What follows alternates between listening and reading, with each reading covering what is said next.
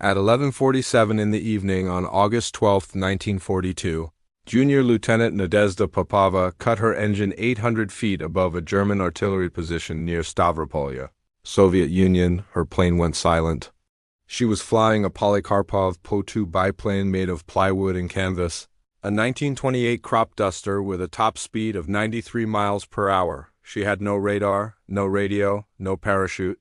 The cockpit was open to the air. She was 21 years old. She weighed 112 pounds. She was carrying 2 bombs and a pistol with 1 bullet reserved for herself in case she was captured. She glided for 40 seconds in total silence. The German soldiers below heard nothing. Then the bombs hit. Popova pulled the engine back on and turned north toward Soviet lines. She had been airborne for 47 minutes. She would refuel, reload, and fly the same mission again and again. Before sunrise that morning, she flew 8 missions. By the end of the war, Nadezhda Popova had flown 852 combat missions. She had dropped enough bombs to fill 16 full freight wagons. The Germans never once saw her coming. They heard only a faint whooshing sound overhead before impact, like the sweep of a broomstick in the dark. German soldiers who survived said the sound was supernatural. They called her regiment the Nachthexen, the Night Witches. If you want to see how 80 Soviet women in obsolete crop dusters flew 23,000 bombing missions, terrorized the entire Eastern Front, and became the most feared air regiment of World War II without a single radar, radio, or parachute between them, hit that like button. It helps us share more forgotten stories like this, and subscribe if you haven't already. Back to Popova. Nadezhda Vasilyevna Popova was born on December 27, 1921. In Shabanovka, a small village in the Donetsk region of Soviet Ukraine. Her father was a railway worker. Her mother raised 4 children. When Popova was 15 years old, she joined a local flying club. The Soviet Union in the 1930s had a national aviation program. Flying was encouraged for young citizens as a sign of Soviet modernity. By 1938, Popova had completed her basic flight certification. By 1940, she had logged 250 hours in the air and was training younger students at the club as an instructor. She was 19 years old. On June 22, 1941, Germany launched Operation Barbarossa, the largest military invasion in human history. 3 million German soldiers crossed into Soviet territory on a front stretching 1,800 miles. The Red Army was caught unprepared. Within the first 6 months of the invasion, Germany had advanced 900 miles into Soviet territory, killing or capturing more than 3 million Soviet soldiers. Popova's brother was killed during the first week of the invasion. Her childhood home in the Donetsk region was overrun by German forces in October 1941. Her village was occupied. She was 20 years old. She had 250 flight hours. She had lost her brother and her home in 4 months. She applied to the Soviet Air Force the day after her brother died. The Air Force rejected her because she was a woman. She applied again 3 weeks later, rejected again. She applied a 3rd time in October 1941, attaching a letter to her application that listed her flight hours, her instructor certification, and a single sentence at the bottom. She wrote, "The Germans killed my brother and took my home. I know how to fly. Use me." On October 8, 1941, Colonel Marina Raskova, the first female navigator in the Soviet Air Force and a personal acquaintance of Joseph Stalin, convinced Stalin to authorize the formation of 3 all-female aviation regiments. The order was signed. The Soviet Air Force began accepting women. Popova was accepted within the week. She reported to the Ingalls Military Aviation School on the Volga River in November, 1941. She was assigned to the 588th Night Bomber Aviation Regiment. The regiment would be the only all-female combat aviation unit in any air force in the history of the Second World War. Every pilot, every navigator, every mechanic, every ground crew member was a woman. The regiment was given Po-2 biplanes. The Po-2 had been designed in 1928 as a training aircraft. Its primary military function before the war had been crop dusting. The plane was made of a wooden frame covered with canvas fabric. It had no armor plating, it carried no defensive weapons. It had no radar system, no radio in most aircraft, and no night flying instruments. Navigation was done with a pencil, a paper map, a compass, a stopwatch, and a flashlight. The plane flew at a maximum speed of 93 miles per hour and carried exactly 350 kilograms of bombs per flight, which meant that to do meaningful damage, a pilot had to fly the same target multiple times in a single night. The cold at altitude was severe. Because the cockpits were open, pilots and navigators flew in temperatures that dropped as low as -40 degrees Celsius in winter. Touching the bare metal fuselage with an ungloved hand could rip the skin off when the hand was pulled away. The women had no women's uniforms. They were issued men's uniforms that were too large, men's boots that were too big, and men's helmets that were too wide. They stuffed their boots with newspaper to make them fit. They also carried no parachutes. The reason was mathematical. The Po-2 flew at such low altitudes during bombing runs that a parachute would not deploy before ground impact. Carrying one added weight without adding safety. The women of the 588th made the calculation and flew without them. Training lasted 6 months. The women were taught everything: navigation, aircraft maintenance, bomb fusing, emergency procedures. Training that normally took 2 to 3 years was compressed into 24 weeks because the front was moving toward them. On June 28, 1942, the 588th flew its first mission. The target was German headquarters near Morozovskaya in the Rostov Oblast. The mission was successful, all planes returned. The regiment adopted an attack technique that would define their operations for the next 3 years. Because the Po-2 was slower than every German fighter aircraft, a direct confrontation in the air was a death sentence. Instead, the regiment flew in formations of 3. 2 planes would approach the target from different directions, attracting the German searchlights and anti-aircraft guns. Both planes would maneuver to keep the searchlights occupied, banking and turning in the darkness while the ground crews fired at them. The third plane, with the searchlights pointed away, would cut her engine and glide silently over the target. At the right moment, the navigator would tap the pilot's shoulder. The bombs were released. Then the engine came back on and the plane turned for home. The 3 planes would rotate positions. Each took a turn as the silent bomb carrier while the other 2 acted as decoys. Then all 3 would return, reload, refuel, and go back. It was effective. It was also the most dangerous thing any of them could choose to do, because 2 planes were attracting searchlights and anti-aircraft fire on purpose.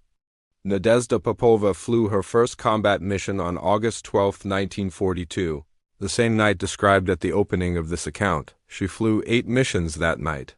She was assigned to fly as decoy on missions 3, 5, and 7, meaning that on 3 separate occasions that night, she flew her plywood crop duster directly at German searchlights and anti-aircraft guns to draw their attention away from a teammate. On mission 5 of that night, an anti-aircraft shell exploded 30 feet from her plane. Shrapnel tore through the canvas of the fuselage. The plane was still flyable. Popova completed the mission, returned to base, handed the plane to the ground crew for patching, and climbed into her next aircraft. She was airborne again 22 minutes later. She was 20 years old. The Germans assigned fighter aircraft specifically to hunt the regiment. The Messerschmitt Bf-109 and Focke-Wulf FW-190, the primary German fighter planes, had a minimum flying speed of approximately 180 kilometers per hour. The Po-2's maximum speed was 150 kilometers per hour. This created a tactical paradox. When a German fighter located a Po-2 and attempted to attack at normal speed, the German plane flew faster than the target and overshot before it could fire. The German pilot had to fly at nearly stall speed to engage the Po-2, which reduced the German plane's maneuverability and firepower significantly. The Po-2 was also made of wood and canvas. German radar systems used radio waves that reflected off metal. A wooden plane with canvas covering produced almost no radar signature.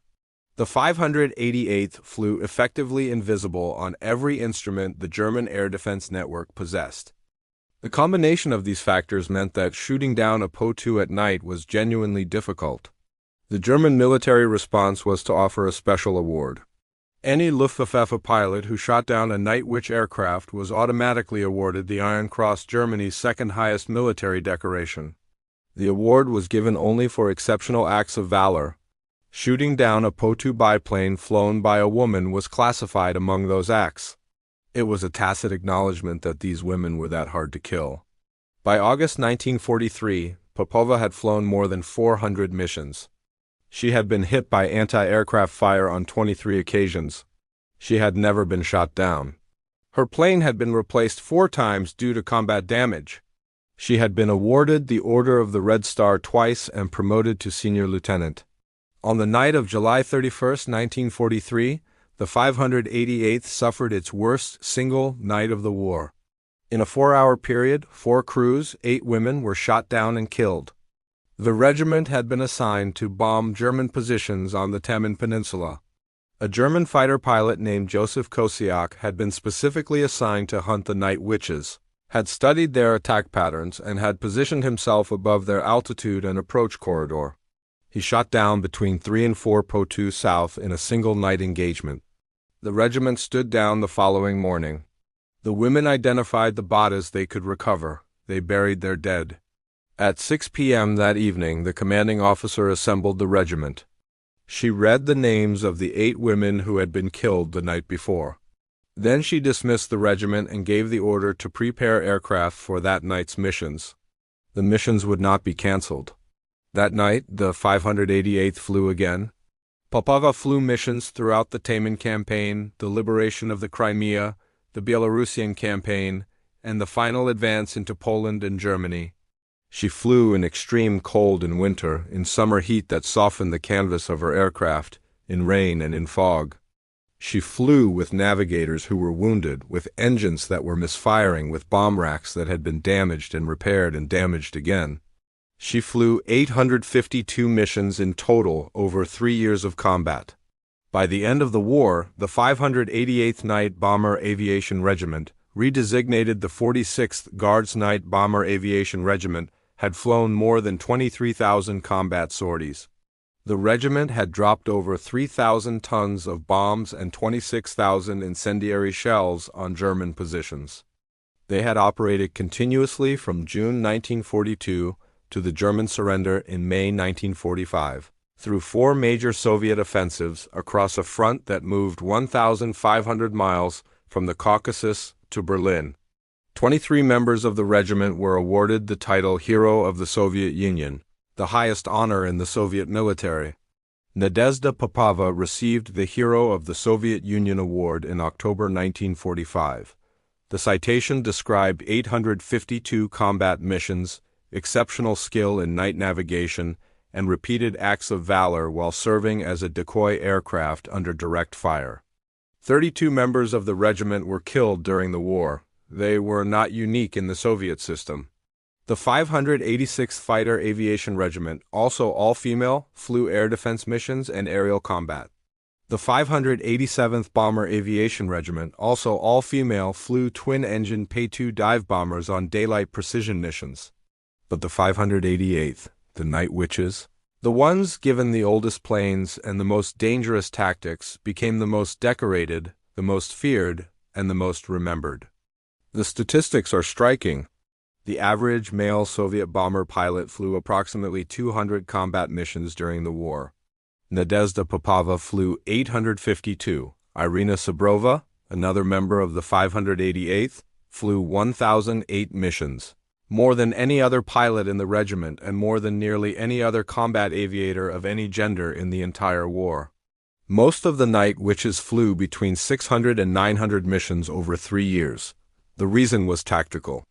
Night bombing missions in slow, unarmed aircraft could not be long missions. Each flight lasted between 40 minutes and 2 hours. Because the missions were short, pilots could fly many times in a single night. Because they could fly many times, the cumulative mission counts accumulated at a rate impossible for conventional bomber pilots whose missions lasted 6 to 10 hours and were survivable at a much lower frequency. The psychological factor was also real. The Night Witches had been rejected by the military because they were women. They had been given the worst aircraft. They had been assigned the most dangerous tactical role. They had been told by male counterparts throughout the war that they did not belong. Every mission was flown against the background of institutional doubt about whether they were capable, The 23,000 sorties were not just an operational record. They were also an answer. After the war, Popova remained in the Soviet Air Force. She was promoted to lieutenant colonel in 1953. She flew as a test pilot and instructor until 1958, when she retired from active duty.